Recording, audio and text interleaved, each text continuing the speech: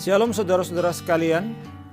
Di dalam Discipleship Message kali ini kita akan belajar bersama doktrin tentang Alkitab. Sangat penting bagi kita untuk mengenal Alkitab kita. Alkitab kita terdiri dari 39 kitab Perjanjian Lama dan 27 kitab Perjanjian Baru. Kitab Perjanjian Lama ditulis di dalam bahasa Ibrani dan Aram, sedangkan Perjanjian Baru ditulis di dalam bahasa Yunani.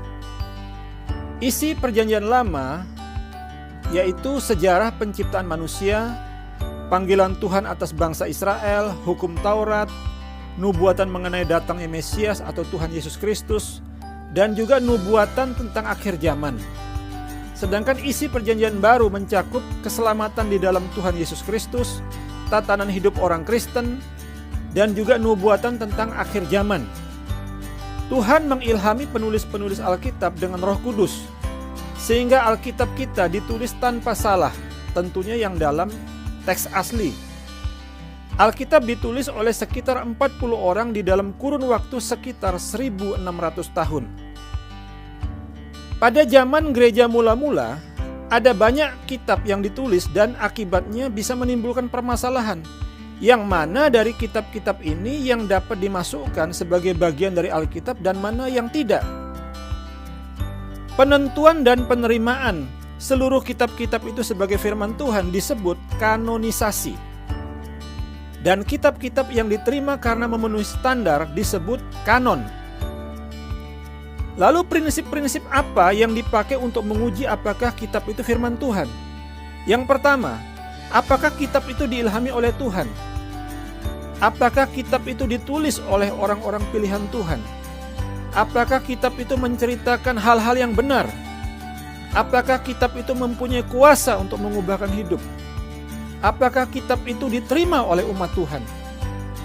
Masuk tidaknya sebuah kitab ke dalam Alkitab ditentukan oleh kesaksian roh dari para bapa gereja mula-mula.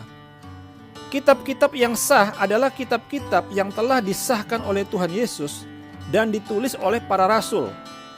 Tuhan Yesus telah mensahkan semua kitab yang terdapat di dalam Perjanjian Lama. Itu saudara bisa temukan di dalam Lukas 24 ayat 27 dan ayat 44. Ada kitab Injil yang palsu yang isinya bertentangan dengan firman Tuhan, yaitu Injil Barnabas. Ada juga kitab-kitab yang tidak dimasukkan ke dalam Alkitab karena tidak sesuai dengan kesaksian roh dari para bapa gereja mula-mula, karena mereka telah menambahkan sesuatu ke dalam firman Tuhan, dan itu disebut apokripa.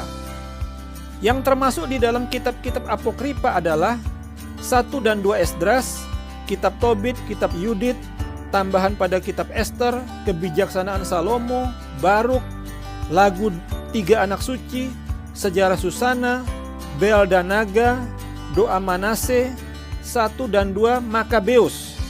Semua kitab di atas oleh para bapa gereja mula-mula dianggap tidak sah untuk dimasukkan sebagai bagian dari Alkitab.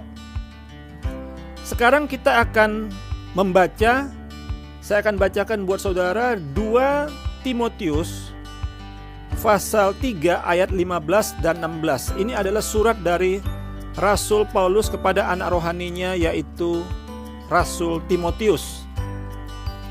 Ingatlah juga bahwa dari kecil kamu sudah mengenal kitab suci yang dapat memberikan hikmat kepadamu dan menuntun engkau kepada keselamatan oleh iman kepada Kristus Yesus. Ayat 16, segala tulisan atau semua tulisan yang diilhamkan Allah memang bermanfaat untuk mengajar, untuk menyatakan kesalahan, untuk memperbaiki kelakuan, dan untuk mendidik orang di dalam kebenaran. Jadi saudara, tujuan dari penulisan Alkitab ini adalah bahwa Alkitab dapat memberikan hikmat kepada kita, menuntun kita kepada keselamatan yang kekal, yang abadi di dalam Tuhan Yesus Kristus. Dan juga pembacaan Alkitab berguna untuk mengajar kita, mengoreksi hidup kita, dan mendidik atau menuntun kita ke arah kebenaran. Jadi saudara, sering-seringlah membaca firman Tuhan, sering-seringlah membaca Alkitab, saudara pasti akan diubahkan Tuhan dari kemuliaan kepada kemuliaan yang lebih besar lagi. Tuhan Yesus memberkati kita semua. Amin.